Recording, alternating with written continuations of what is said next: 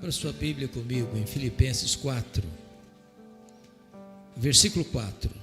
Esse é um texto muito conhecido. Filipenses 4, versículo 4. Eu estou com a versão revista e atualizada, e nessa versão está escrito assim: alegrai-vos sempre no Senhor. Outra vez digo, alegrai-vos. Você pode repetir comigo? Alegrai-vos sempre no Senhor. Outra vez digo, alegrai-vos. Só as mulheres comigo agora. Alegrai-vos sempre no Senhor. Outra vez digo, alegrai-vos. Só os homens. Alegrai-vos sempre no Senhor. Outra vez digo, alegrai-vos. Amém. Eu quero então começar fazendo um pedido a você, pedindo licença a você. Licença para fazer uma pergunta pessoal. Eu sei que vocês não gostam de perguntas pessoais. Aliás, nós não gostamos de pergunta pessoal, porque toda pergunta pessoal invade a nossa privacidade, nos põe contra a parede, e nós não gostamos que ninguém invada a nossa vida sem pedir licença. Mas vou lhe fazer essa pergunta como se nós estivéssemos numa conversa bem particular. E a pergunta é esta: você é uma pessoa feliz? Você é uma pessoa feliz? Você não precisa ter muita pressa para responder esta pergunta, porque ela não é tão simples e não é tão óbvia como parece. Eu explico. Em 1991 nós fomos visitar a missão Kwasizabantu na África do Sul, onde aconteceu um grande avivamento. E uma pessoa que nos acompanhava perguntou à esposa de um missionário daquela missão: você é submissa ao seu marido? A mulher deu uma resposta inteligentíssima. Ela respondeu assim: eu posso lhe garantir que meu marido me ama, mas se eu sou submissa a ele ou não, essa pergunta não tem que ser feita a mim, tem que ser feita a ele. E eu gostei da resposta. Então vamos mudar a pergunta. Seu marido pode garantir que você é uma mulher feliz?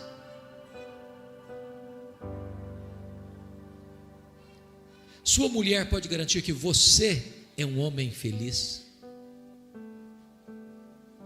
Lá em Provérbios 31, os filhos da mulher virtuosa se levantavam para dizer assim: mamãe é uma mulher ditosa, mamãe é uma mulher feliz. Seus filhos podem dizer isso a seu respeito? Seus pais podem dizer isso a seu respeito? Seus colegas de escola, seus colegas de trabalho, os membros da sua igreja podem dizer isso a seu respeito? Bom, é provável que a essas alturas você já esteja criando alguns mecanismos de defesa aí no seu coração, pensando assim: o pastor está me fazendo essas perguntas porque não conhece a minha história. Se eu contar a minha vida, até pedra chora. Talvez você tenha argumento: mas dá para ser feliz hoje? No mundo de guerras, de terremotos, de ataques terroristas, de tufões, de violência, de maldade, dá para ser feliz? Quando penso nisso, vem à minha mente que Paulo escreveu esta passagem não hospedado num hotel 5 estrelas em Roma. Paulo escreveu esse texto preso, algemado, acusado injustamente pelos seus irmãos, os judeus. E é nessa conjuntura que ele diz: alegrai-vos sempre no Senhor. Outra vez digo, alegrai-vos. Ensinando-nos 3 coisas. Primeiro, a alegria para o cristão não é uma opção ou uma mera possibilidade, é um mandamento imperativo. Alegria aqui não é substantivo, é verbo, e verbo no imperativo. Você não tem o direito de ser uma pessoa triste, porque ser uma pessoa triste é um pecado. É um pecado de desobediência a uma ordem expressa de Deus. Isso porque o evangelho que alcançou a sua vida é boa nova de grande alegria. O reino de Deus que está dentro de você é alegria no Espírito Santo. O fruto do Espírito é alegria. A ordem de Deus é alegrai-vos, e a alegria do Senhor é a nossa força. Agora, me permita outra pergunta. Você tem problema na sua vida também? Ou só eu que tenho na minha? De vez alguém fica doente? De vez em quando alguém fica doente na sua casa também? Ou só na minha que fica?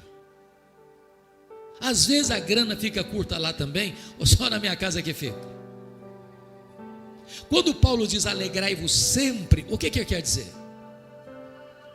Ele quer dizer que a alegria do cristão, além de ser imperativa, é também ultra circunstancial. Não depende de circunstância.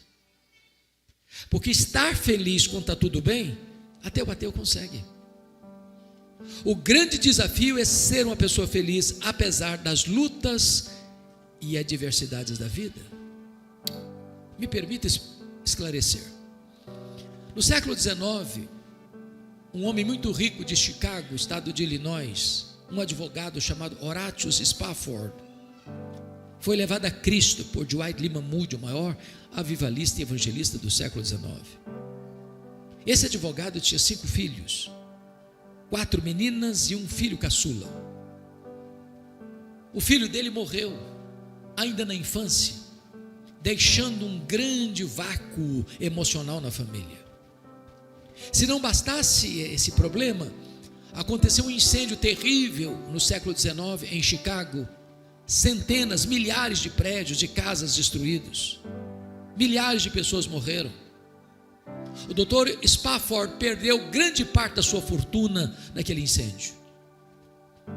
Então, abalado emocionalmente, sabendo que Moody estava fazendo uma campanha evangelística na Inglaterra, ele resolve viajar com a esposa, as 4 filhas, para a Inglaterra, para se encontrarem com Dwight Lyman Moody.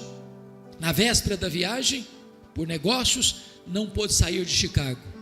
Enviou a esposa e as 4 filhas para Nova York, de lá pegaram um navio rumo à Inglaterra. Aquele navio naufragou. 292 pessoas morreram. A esposa mandou-lhe um telegrama: salva, porém só. As 4 filhas morreram naquele naufrágio. Quando ele recebe o telegrama, ele viaja para encontrar a esposa e pede ao comandante do navio para mostrar para ele o local do acidente. Enquanto ele vê o mar revolto, sovando com rigor desmesurado o seu barco, seu navio, o Deus que inspira canções de louvor nas noites escuras, colocou no coração e na mente dele uma música, uma canção, e ele a escreveu. Só escreveu esta em toda a sua vida, mas essa música é mundialmente conhecida. Você e eu a cantamos ainda hoje. Se paz a mais doce me deres gozar, se dor a mais forte sofrer, ó, seja onde for, tu me fazes saber que feliz com Jesus sempre sou feliz com Jesus, meu Senhor. Preste atenção nisso. Eu não perguntei para você nesta noite se você está feliz. Eu perguntei nesta noite se você é uma pessoa feliz. Porque estar é uma situação circunstancial. Ser é aquilo que é permanente. Um pai que enterra suas 4 filhas não está feliz, mas se ele tem Jesus, ele é feliz. Sabem por quê? Porque a felicidade do cristão não é uma emoção, não é um sentimento. A alegria do cristão não é apenas presença de coisas boas ou ausência de coisas ruins. A alegria do cristão é uma pessoa. A alegria do cristão é Jesus. Se você tem Jesus, você é uma pessoa feliz. Se você não tem Jesus, você pode até ter momentos felizes, mas a felicidade só em Jesus, só em Jesus, só em Jesus.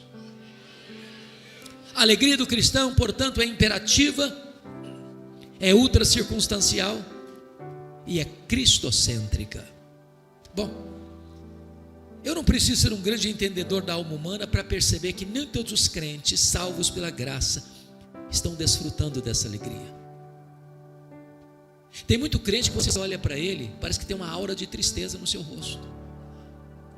Tem muito crente que você olha para ele ou conversa com ele, você percebe que alguém está roubando a sua alegria. E a grande pergunta é: quais são os ladrões da alegria? Esta carta é a carta da alegria.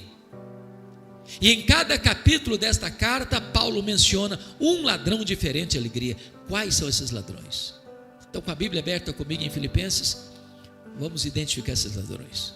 O primeiro ladrão está no capítulo 1, versículo 12. Confira aí comigo. Paulo diz assim: meus irmãos, eu quero cientificar-vos de que as coisas que me aconteceram têm antes contribuído para o progresso do Evangelho. Preste atenção aqui. As coisas que me aconteceram, ou as coisas que me têm acontecido, as coisas que nos acontecem são as circunstâncias da vida, e as circunstâncias da vida são o primeiro ladrão da alegria. Sabem por quê? Porque as coisas acontecem com você querendo você ou não, gostando você ou não, planejando você ou não. As coisas acontecem ao arrepio da sua vontade, à revelia do seu querer, e às vezes chegam de súbito e põem a sua vida de ponta cabeça. É um acidente grave, é uma doença súbita, é um divórcio doloroso, é um luto traumático, é uma traição amorosa, é uma rasteira do sócio na empresa, é uma perda financeira radical, é um filho se envolvendo com drogas, é uma filha criada no Evangelho que virou as costas para Deus e abandonou a igreja. É uma situação que você está vivendo, que nunca imaginou viver na vida, mas está vivendo. Circunstâncias.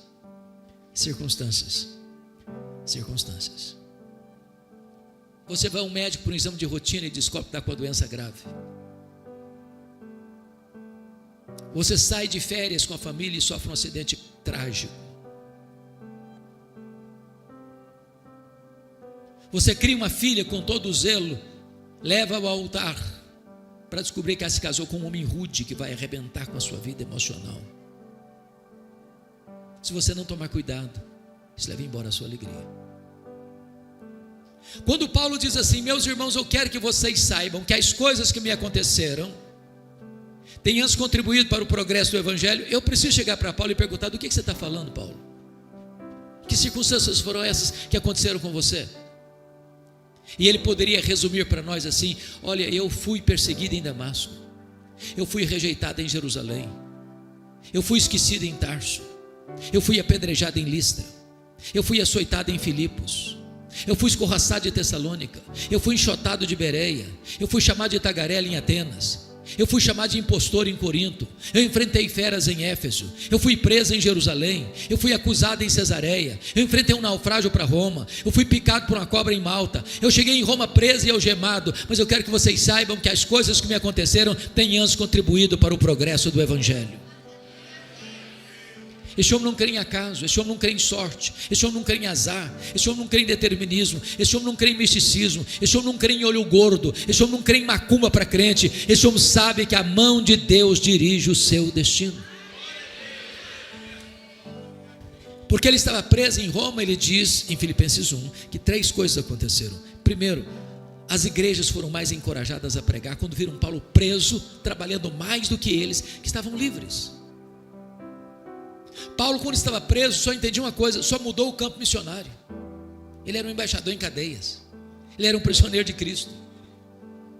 Porque Paulo estava preso, em segundo lugar, diz ele que toda a guarda pretoriana tomou conhecimento das suas cadeias em Cristo. E a guarda pretoriana era a guarda de elite do imperador romano. Eram 16 mil soldados da mais alta patente do império. Se Paulo estivesse solto, certamente eu jamais teria alcançado a elite militar de Roma.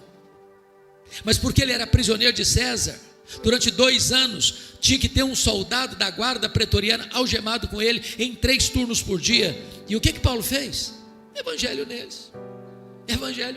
Os caras não podiam nem sair porque estavam algemados com ele. Depois de 2 anos, toda a guarda pretoriana estava evangelizada. E ele escreve no capítulo 4, 22: os santos vos saúdam, especialmente os da casa de César. Terceiro, porque Paulo estava preso, não podendo viajar, ele começou a escrever cartas, as cartas da primeira prisão: Efésios, Filipenses, Colossenses, Filemon. Se Paulo estivesse solto, provavelmente nós não teríamos essas joias na nossa Bíblia. Sabe o que significa isso?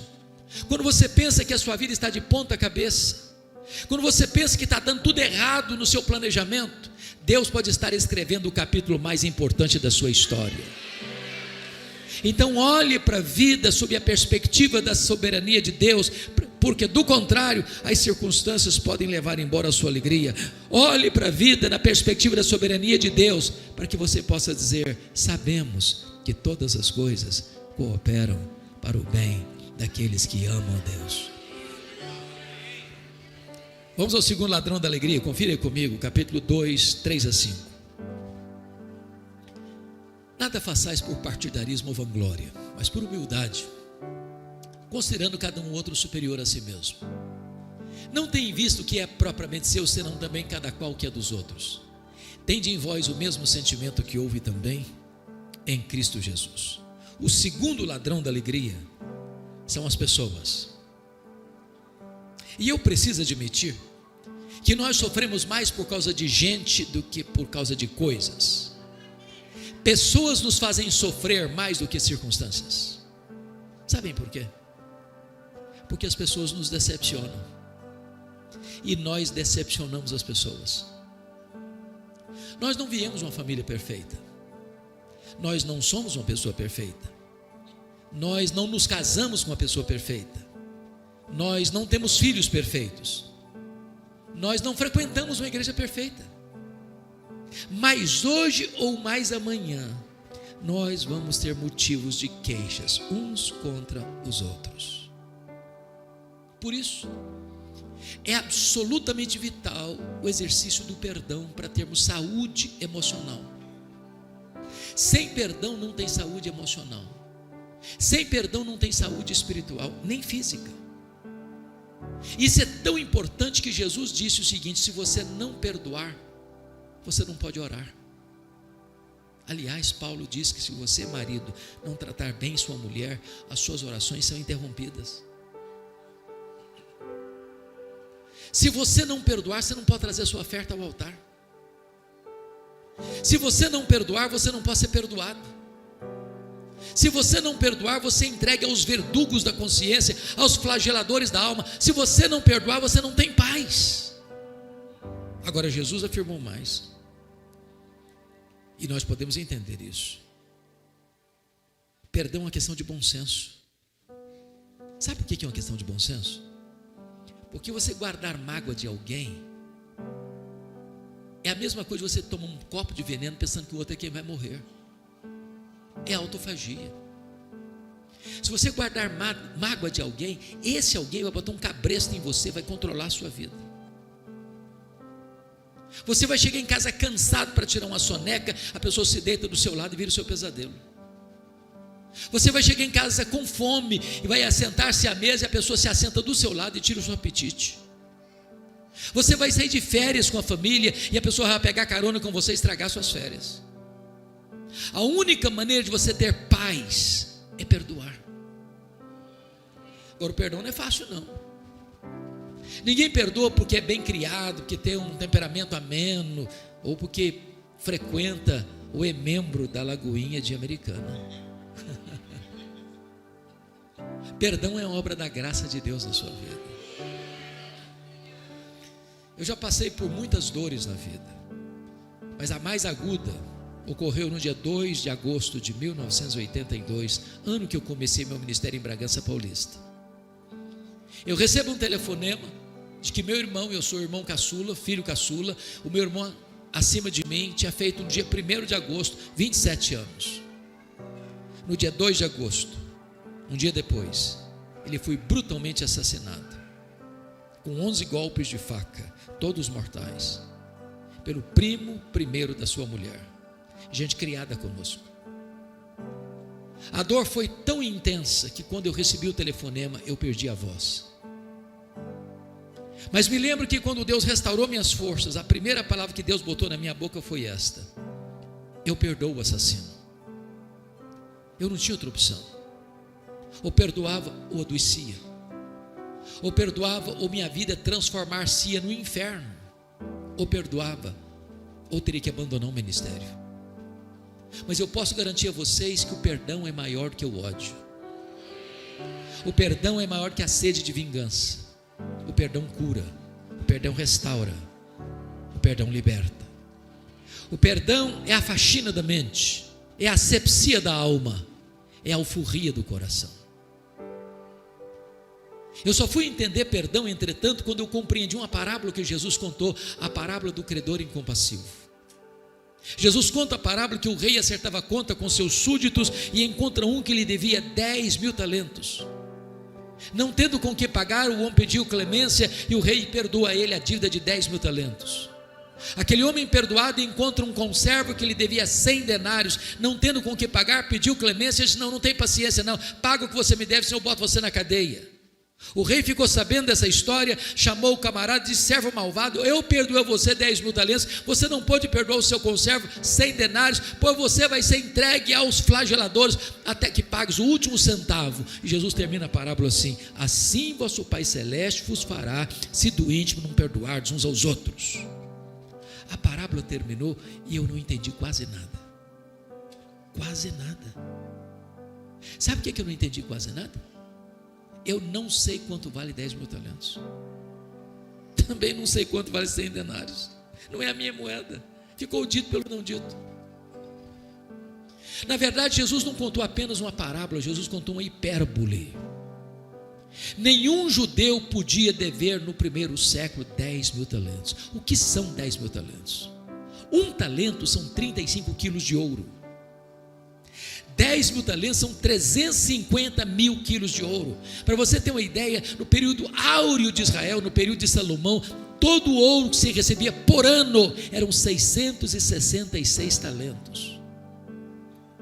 Todos os impostos da nação, Judeia, Samaria, Galileia, Pérea, durante um ano eram 800 talentos. 10.000 talentos eram todos os impostos da nação durante 13 anos. Naquela época o salário de um trabalhador era 1 denário por dia. Para um homem ganhando 1 denário por dia, juntar 10.000 talentos, ele teria que trabalhar 150.000 anos. Essa dívida é o quê? Impagável. E por que Jesus contou essa cifra tão grande? Porque este é o tamanho da sua dívida, da minha dívida, da nossa dívida com Deus. A nossa dívida com Deus é impagável, mas Deus nos perdoou completamente essa dívida. Agora, o homem perdoado de 10.000 talentos não consegue perdoar 100 denários. O que são 100 denários? 100 dias de serviço. Quem acabara de receber um perdão de 150.000 anos, não está liberando um perdão de 3 meses e 10 dias. 10.000 talentos são 600.000 vezes mais do que 100 denários. Sabe o que Jesus está querendo nos ensinar com isso? Você nunca pode dizer para alguém: eu não perdoo você. Fui muito humilhado, muito ferido, muito machucado, muito injustiçado. A Bíblia diz que você e eu devemos perdoar, assim como Deus em Cristo nos perdoou. E a Bíblia vai além e diz que Deus perdoa os nossos pecados e deles não mais se lembra. Talvez você diga: pois é, pastor, é aí que eu me encrenco, porque perdoar até que eu perdoo, mas eu não esqueço não. Esqueço não. Então eu vou lhe fazer uma pergunta honesta: você não esquece mesmo? Porque se você não esquece, eu tenho uma boa notícia para lhe dar. Significa que você não tem amnésia. Porque quando a Bíblia diz que Deus perdoa e esquece, a Bíblia não está dizendo que Deus tem amnésia. Deus não tem perda de memória. Deus é onisciente. Então o que a Bíblia quer dizer que Deus perdoa e esquece? A Bíblia quer dizer que Deus nunca mais joga no seu rosto um pecado que Ele perdoou você. Deus nunca mais cobra uma dívida que Ele já perdoou você. Então perdoar é lembrar sem sentir dor. A igreja de Filipos, pastor Joel, de todas as igrejas que Paulo plantou, foi a igreja que mais se envolveu com o ministério de Paulo. Ajudou Paulo quando ele estava plantando a igreja de Tessalônica, pagou parte do salário de Paulo quando Paulo era pastor da igreja de Corinto, ajudou Paulo quando ele estava preso em Roma. Portas para fora, aquela igreja era uma bênção. Portas para dentro, um problema. Capítulo 4, verso 2, Paulo diz assim: rogo a Evódia, roga a Síntique, duas líderes da igreja, pensem concordemente no Senhor. Já pensou duas mulheres líderes na igreja batendo cabeça, brigado uma com a outra? Me permita brincar um pouco. Dizem que quando as mulheres da igreja começam a brigar, é porque a coisa está feia mesmo. Tinha gente na igreja de Filipos, gente, que trabalhava desde que ele aparecesse. Vanglória. Tinha gente que estava pronto a trabalhar na igreja desde que o grupinho dele aparecesse. Partidarismo. Tinha gente narcisista na igreja, só pensava nele mesmo e não no que era dos outros. Eu acho que tinha gente sempre para Paulo assim: ô Paulo, você que não está aqui agora, ô Paulo, tem alguns crentes nessa igreja aqui que dão azia em copo de bicarbonato, não dá não, Paulo. Aí Paulo diz assim: então, meus irmãos, tende em vós o mesmo sentimento que houve também em Cristo Jesus, porque ele, sendo Deus, não julgou como usurpação o ser igual a Deus, antes a si mesmo se esvaziou, assumindo a forma de servo e humilhando-se até a morte e cruz. E quando ele estava lá na cruz, as pessoas que esbordoaram a cabeça dele, que cuspiram no rosto dele, Jesus olha para eles e diz: Pai, perdoa-lhes, porque não sabem o que fazem.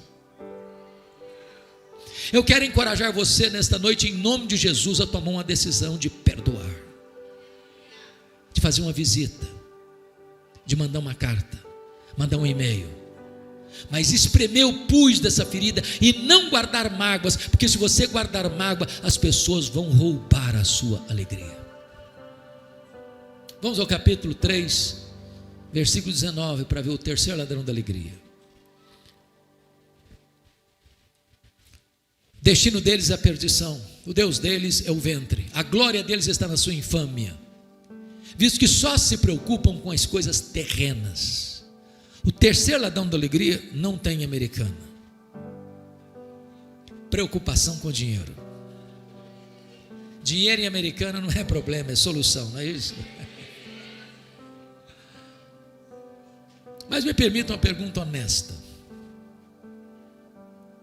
Alguma vez você já brigou com a sua mulher ou já discutiu com a sua mulher por causa de dinheiro? Alguma vez? Alguma vez você já discutiu com seu marido por causa de dinheiro? Se você falar para mim que nunca, eu vou duvidar da sua honestidade. Vou mesmo. Sabe por quê? Porque as pessoas discutem por causa de dinheiro. Discutem que tem muito dinheiro, discute que tem pouco dinheiro, discute que não tem dinheiro nenhum. Estão sempre discutindo. O dinheiro é um dos principais pomos de discussão dentro da família hoje. Sabe por quê? Porque algumas pessoas só se preocupam com as coisas terrenas. Gente que levanta de madrugada, vai dormir tarde, come penosamente o pão que granjeia. Gente que não tem tempo para Deus, gente que não tem tempo para o marido, gente que não tem tempo para a mulher, gente que não tem tempo para os filhos, gente que não tem tempo para a igreja, gente que não tem tempo nem para si mesmo, que só se preocupa com as coisas terrenas. Gente que casa por causa de dinheiro, gente que descasa por causa de dinheiro, gente que mente por causa de dinheiro, gente que se corrompe por causa de dinheiro, gente que é corrompida por causa de dinheiro, gente que mata por causa de dinheiro, gente que morre por causa de dinheiro, gente que vende a alma para o diabo por causa do amor do dinheiro, que só se preocupa com as coisas terrenas. O dinheiro é muito mais que uma moeda. Dinheiro é uma entidade, dinheiro é um espírito, dinheiro é mamon. A única entidade que Jesus chamou de Senhor não foi César, nem o diabo, foi dinheiro. Jesus disse: ninguém pode servir a dois senhores, a Deus e as riquezas. No altar de Mamon, tanta gente se dobra todo dia, todo dia, todo dia. Nós vivemos hoje aquilo que Tom Cine chamou de economia global. Vivemos na globalização. É verdade. Dá um terremoto lá na bolsa de Singapura, você sente o tremor no seu bolso aqui e agora. Economia global. Quando aconteceu a crise imobiliária dos Estados Unidos em 2008, vocês se lembram disso? Os bancos emprestaram mais dinheiro que podiam, a bolha estourou e no efeito cascata atingiu a economia global. Eu sou do estado do Espírito Santo, hoje o maior produtor de rochas ornamentais do Brasil, talvez do mundo. Muitos donos de pedreira lá no meu estado quebraram por causa da crise imobiliária dos Estados Unidos. Sabe por quê? Porque a economia é global. E nessa economia global, as empresas hoje, preste atenção nisso, mais de 50% da riqueza do planeta está nas mãos de pouco mais de 100 empresas particulares. Há empresas mais ricas do que países. Por exemplo, a Toyota é mais rica do que a África do Sul, a GM é mais rica do que a Noruega, o Walmart é mais rico do que dezenas de países. E nessa economia globalizada, as empresas querem mais do seu tempo e mais do seu dinheiro. E nós tivemos que entrar de cabeça no consumismo, porque essa máquina tem que girar. Por exemplo, na década de 50, alguns já tinham nascido, inclusive eu, nós consumíamos 5 vezes menos do que consumimos hoje. Não éramos menos felizes por isso. Na década de 70, 70% das famílias dependiam apenas de uma renda para manter toda a casa. Hoje, mais de 70% das famílias dependem de 2 rendas para manter o mesmo padrão. Ou seja, o luxo do ontem tornou-se necessidade do hoje. Eu já vi, talvez vocês também, uma criança que não aprendeu a falar papai e mamãe ainda, ganhar um telefone celular top de linha. Eu não sirvo de referência porque fui criado na roça, pé no chão. Mas que eu me lembre, eu só tive um brinquedo comprado em loja na vida, um carrinho de plástico de 5ª categoria. Posso lhes garantir que eu sobrevivi e não fiquei traumatizado. Hoje você dá um brinquedo para uma criança, aliás, quando ela nasce já tem mais brinquedo que consegue brincar a vida inteira. Você dá um brinquedo para uma criança hoje, ela brinca longas 2 horas, encosta no canto e é sucata, que é outro. E se você não der, ela entra em crise emocional, tem que levar para o psicólogo. Eu tenho um amigo que tem 3 mulheres. Obviamente a esposa e 2 filhas, não pensem mal do meu amigo, por favor. Num dia de casamento, elas disseram assim para ele: temos que comprar sapatos novos. Mas é claro, dia de casamento tem que comprar tudo novo, ninguém duvida disso. Mas antes de ir para a loja, ele disse para elas assim: vamos dar uma olhadinha no que nós já temos. Abriu um closet, contou 151 pares de sapatos. Tinha que comprar mais. Tinha que comprar mais. Nós chamamos isso de consumismo. Então eu vou lhe dar uma definição de consumismo. Consumismo é quando você compra o que você não precisa, às vezes com dinheiro que você não tem, para impressionar pessoas que você não conhece. Porque algumas pessoas só se preocupam com as coisas terrenas. O primeiro bilionário do mundo, Rockefeller, John Rockefeller, diz que o homem mais pobre que ele conhecia era o homem que só tinha dinheiro. E disse mais: o homem mais feliz que eu conheci era um homem que chegava em casa cheirando graxa, comia um bom prato de arroz com feijão e dormiu uma noite toda bem dormida. Quando esse homem morreu, John Rockefeller, um curioso foi ao cemitério para perguntar ao contador dele quanto que ele tinha deixado de fortuna, com a riqueza dele.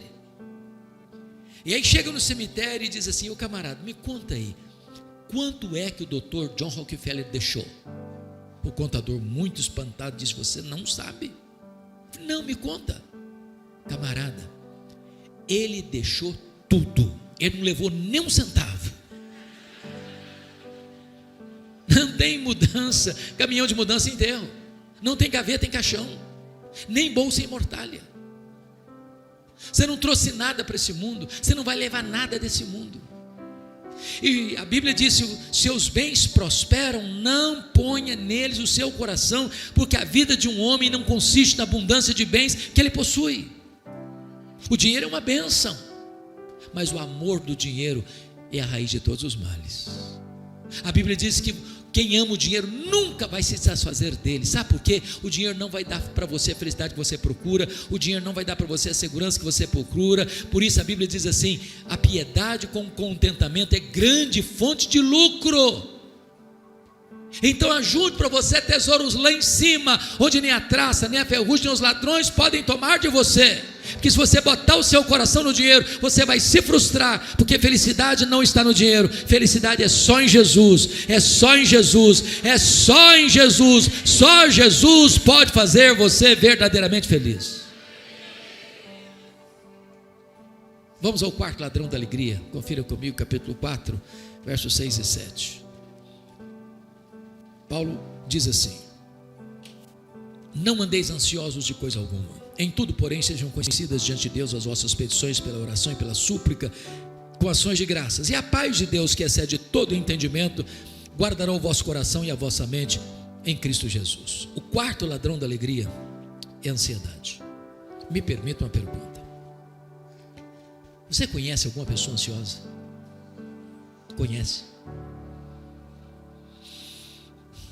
Você já viu alguma pessoa ansiosa hoje? É óbvio, você se olhou no espelho ao subir para cá. Você é daquele tipo de gente que fica roendo as unhas? Que é tipo de gente que o problema está lá na China, você pensa que já está batendo na porta da sua casa? Aquele tipo de gente que vai fazer uma prova, um concurso, dá um apagão na cabeça? Ou aquele tipo de gente que quando não tem problema, você cria um que não sabe viver sem problema? A ansiedade, irmão, segundo o Dr. Rollo May, é o mal da nossa geração. Pasmem vocês, até as crianças estão ansiosas hoje. Também pudera, viu? Hollywood fez uma pesquisa e descobriu que as crianças estão ansiosas porque elas gostam de filmes, de brinquedos e de jogos de ação. Se um dia você tiver coragem de assistir toda a programação infantil da televisão brasileira, eu te garanto que você não dorme de noite com a luz apagada. Coisa está feia. Eu gosto de brincar com as crianças. Um dia eu cheguei na igreja, lá em Vitória, tinha uma criança brincando assim, lá no canto. Eu me aproximei dela e disse: filha, que vidona, hein? Ela voltou-se brava para mim, disse: o senhor é que pensa. A bichinha estava estressada. Ansiedade. A palavra ansiedade no grego significa estrangulamento, tira o oxigênio, apertar o pescoço. E Jesus foi claro: a ansiedade é inútil, porque por mais ansioso que você esteja, você não consegue acrescentar um côvado, 45 centímetros no curso da sua vida. Sabe por que é inútil? Porque 70% dos assuntos que deixam você ansioso ou ansiosa nunca vão acontecer. Nunca vão acontecer. Aí você sofre antecipadamente, você sofre desnecessariamente, e se o problema de fato acontecer, você vai sofrer duas vezes, sem forças para enfrentá-lo. Segundo, a ansiedade é prejudicial. Sabe por que é prejudicial? Porque a ansiedade é quando você sofre agora por uma situação que ainda vai acontecer, possivelmente. Tem gente que atrai sofrimento, antecipa o sofrimento. Quando eu era seminarista aqui em Campinas, nos idos de 78, 81, um dia eu levantei para beber água, e o bebedor ficava no corredor, e eu estou indo para o bebedor, quando eu olho a porta de um quarto, a porta do quarto do meu colega estava aberta, e eu olhei, ele estava chorando, mas convulsivamente. E eu entrei apressadamente, disse: o que aconteceu? Morreu alguém na sua família? Ele chorando disse: eu estou com medo da minha mãe morrer. Eu perguntei: mas em que hospital que ela está? Qual o problema dela? Ela disse: não, ela não está doente não, eu estou com medo dela morrer um dia. Eu falei: rapaz, mas deixa a sua mãe viver, homem. Hoje a gente tem mais de 40 anos, essa mulher está viva até hoje. Pior do que esse foi uma mulher que entrou no meu gabinete pastoral com uma criança, uma menininha de 3 anos no colo, a mãe chorando, não era criança não, a mãe chorando. Quando a mãe acalmou, disse: mãe, o que está acontecendo? Ela disse: eu estou com medo da minha filha crescer e não casar. Eu falei: mas nem cresceu ainda, deixa a menina crescer primeiro.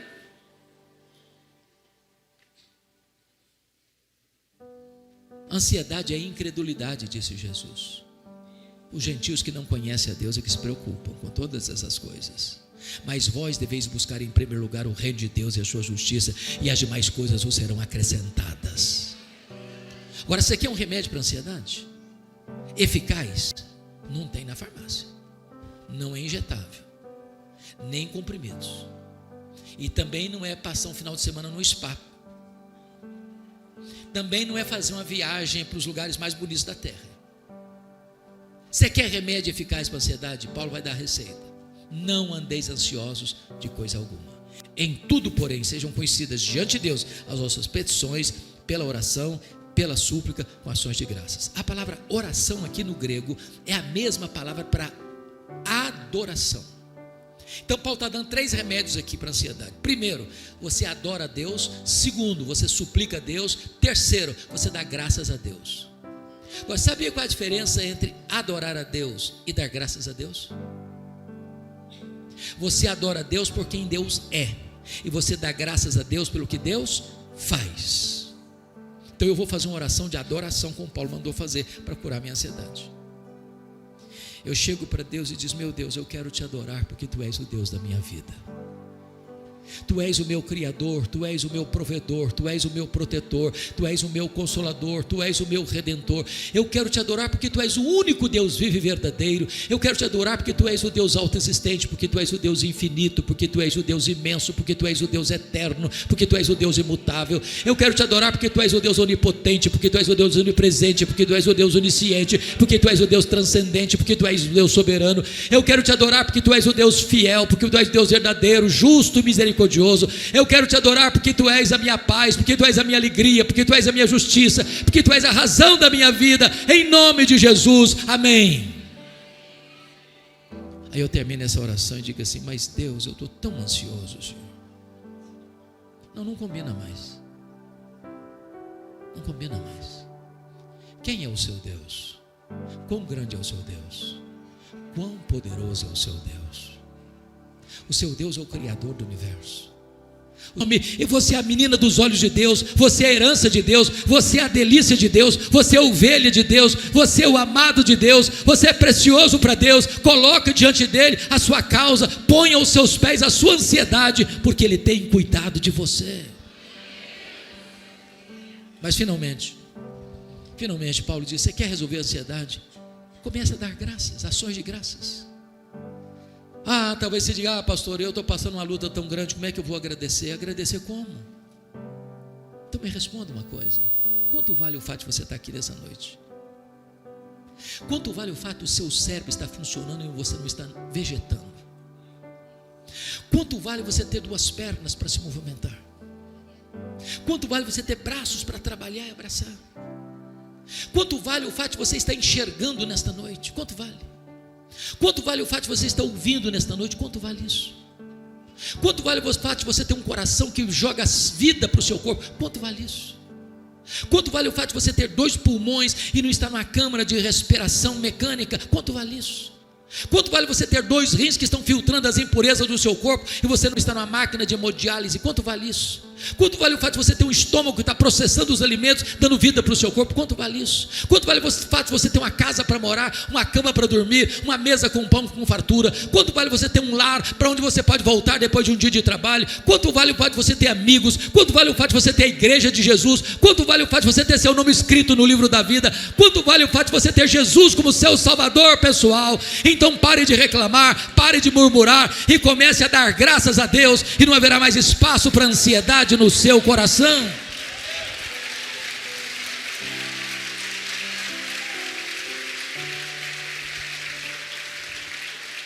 O apóstolo Paulo vai dizer que quando você faz isso, em vez de ansiedade, vem a paz de Deus que excede todo entendimento, para guardar sua mente e seu coração em Cristo Jesus. E a palavra guardará aqui é montar guarda, montar sentinela.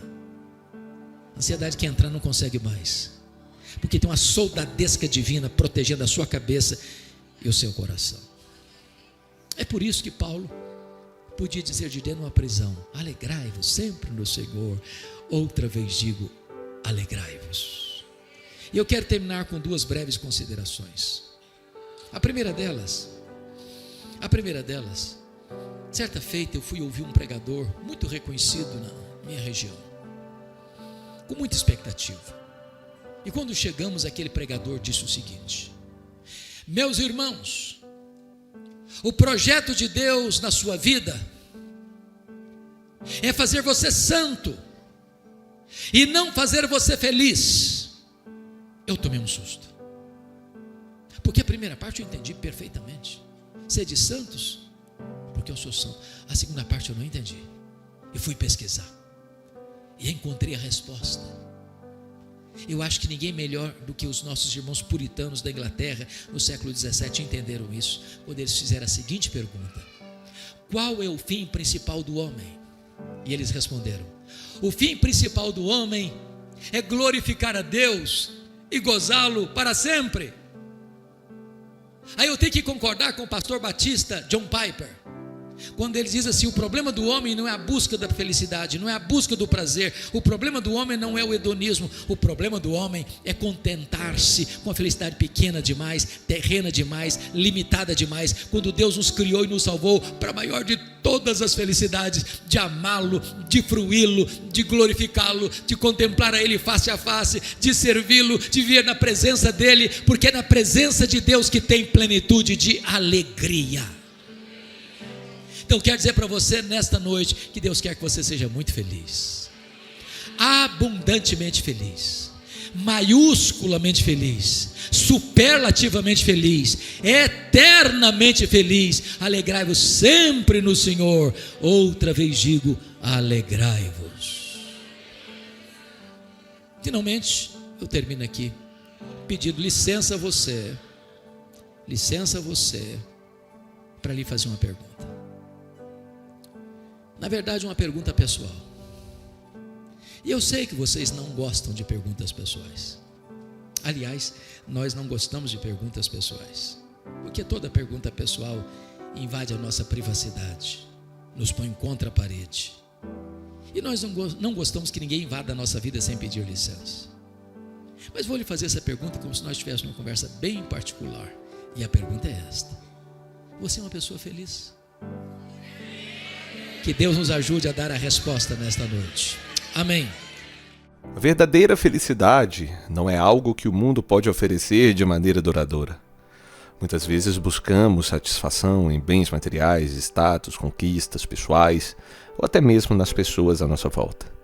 Mas quantas vezes essas coisas nos deixam vazios, como se estivéssemos sempre correndo atrás de algo que nunca conseguimos alcançar plenamente. A palavra nos lembra que há uma alegria muito mais profunda e eterna disponível para aqueles que colocam a sua confiança no Senhor. Em Salmos 16:11 está escrito: Tu me farás conhecer a vereda da vida, a alegria plena da tua presença, eterno prazer à tua direita.